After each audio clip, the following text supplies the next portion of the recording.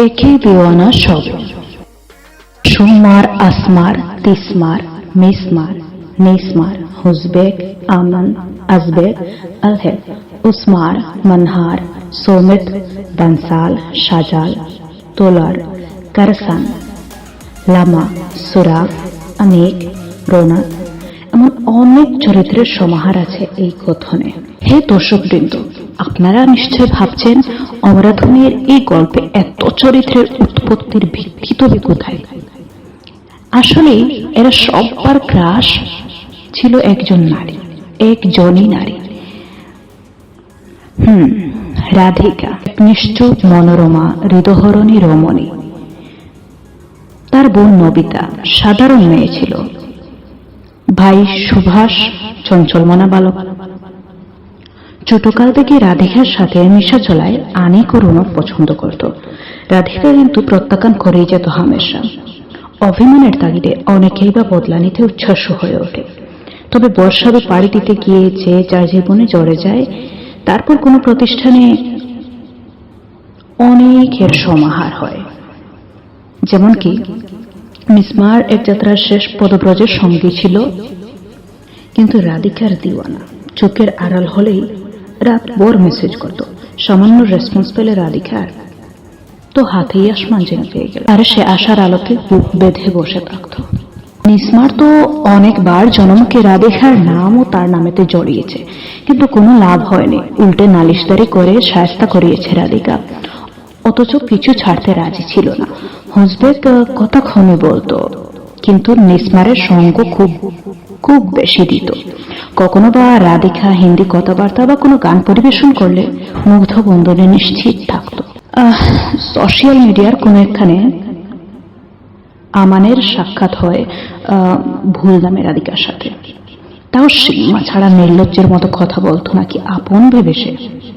রাধিকার কাছে এক বন্ধুর সিলেবাসে এরকম অহেতুক কথাবার্তা নমনীয় ছিল, তাই যোগাযোগ বন্ধ করে দেয়। কিন্তু আমান একদমই ছাড়ে না। কোথাও বেড়াতে গিয়ে আত্মীয় যোগে আজবেক রাধিকার সাথে কথা বলে, তারপর ফ্লার্টিং এর ধাপে পা দেয়। রাধিকা কিন্তু এমতো কথায় বুলার মতো সাধারণ মেয়ে ছিল না। তাও আজবেক আশাবাদী রয়ে গেল, খুবই রাধিকা পজিটিভ হবে বলে। আলহেক রাধিকাকে যথেষ্ট সম্মান আর লজ্জাও করত, তবে বন্ধুত্বের ছলে তার জীবন রাধিকাকে অনেক বিবৃতি করেছে, আর এখনো অপেক্ষারত সঙ্গ দিয়ে যাচ্ছে।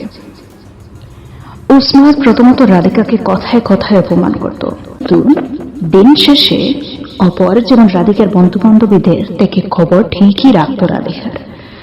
আর আজ তার খোঁজে খোঁজে উসমান রাধিকার ঘরেই আছে। মনে হয় শুরু থেকে অন্য নজরে রাধিকাকে দেখতো আর প্রকাশও খানিক করত। কখনো কোনো উপহার দিয়ে বসত। রাধিকায় খবর পেলে খুব বকাবকি রাগারাগি করত, কিন্তু আজ মনহারও আর চোখের সামনে, তবে রাধিকা চুপচাপ। আচ্ছা, অনেকের পরিচয় তো আমি করিয়ে দিলাম, এবার রাধিকাও কিছু করাক। আমি আবার কোনো চরিত্রকে ঠিক মতো জানি না, চলো রাধিকার কাছে জানা যাক। কেনই বা তারা সবের আজ রাধিকার বাড়িতে উপস্থিতি জানতে চাও তো? শুন, লামাকে সোশ্যাল মিডিয়ায় পাই। প্রথমে মেয়ে ভেবে বন্ধু বানানো, আর আগামী দিনের কোনো ইউটিউবে শেয়ার প্লেস খুঁজতে গিয়ে বন্ধু বানানো। তবে সেটা পরবর্তীতে দ্রুত গতিতে অন্যরূপ নিচ্ছে দেখে সেখানেই সমাপ্তি ঘটে যোগাযোগের। সোরাগ আমার খুব ভালো একজন বন্ধু হয়ে ওঠে সোশ্যাল মিডিয়ার মাধ্যমে। আমি হিন্দি ভাষা জ্ঞান অনেক উপকৃত হয়ে উঠি সোরাগের সাথে কথা বলে। তবে সেও সময়ের স্রোত থমকিয়ে দিতে সাহায্য করে, কেননা আমার সময় জানতো যে আমার সঠিক পথে চলতে হবে। তোলার আর কারসান দুই ভাই। তোলা শান্তশিষ্ট আর কারসান উৎকর্ষ দুষ্ট।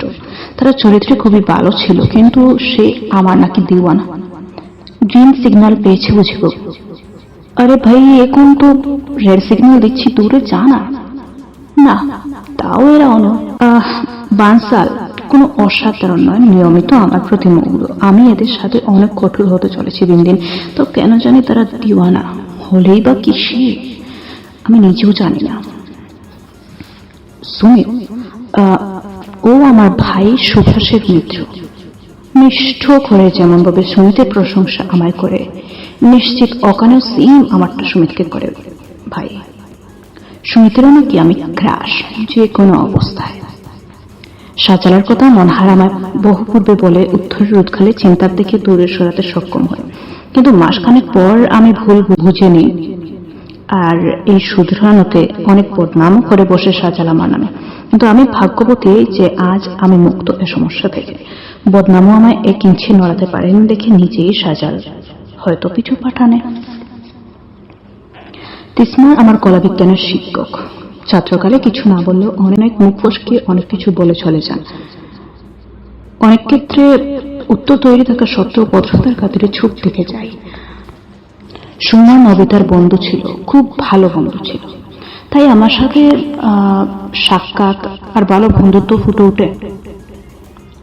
নবিতা আমার প্রাণের বাঁধন, আকুল হারা জীবন সাথী। তাকে একদিন কোনো কথায় সুমার অপমান করে, তাই আমি প্রতিজ্ঞা করেছিলাম যে বন্ধুত্ব কি, খুব ভালো যোগাযোগও আমি রাখবো না সুমারের সাথে। যে আমার নবিতাকে কষ্ট দিয়েছে সে বন্ধু নামের কলঙ্ক। এখন নবিতার রুহানের সাথে বিয়ে হয়ে গেছে, আর ওর বিয়ের পরে সম্ভবত আমার বলা পূর্ব প্রসঙ্গ কথা সারা সুমারের শ্রবণ শক্তি স্পর্শ করে, তাই এর কঠিন প্রতিশোধ নেয় ও আমার পরিবারের কাছে একবার আমার চরিত্রের ভুয়া দাগ লাগিয়ে। এখন যাকে আমি জীবন পাতায় সুমারের নাম গুণাক্ষরেও দেখতে পাই না, বিলুপ্ত হয়েছে। তবু হুজবেক একবার হিন্দি কথোপকথনের মুগ্ধতায় আমাকে ফাঁসায়। আরে বাবা, উল্টাপাল্টা কিছু ভেবো না, আমি তো হিন্দি কথাবার্তা লিখতে আপ্রাণ উচ্চাসু, তাই আর কি। আসমান নামক তার এক শহরের সাথে খেলিয়ে আমার সাথে তার মোবাইল নাম্বার থেকেই কথা বলায় হুজবেক।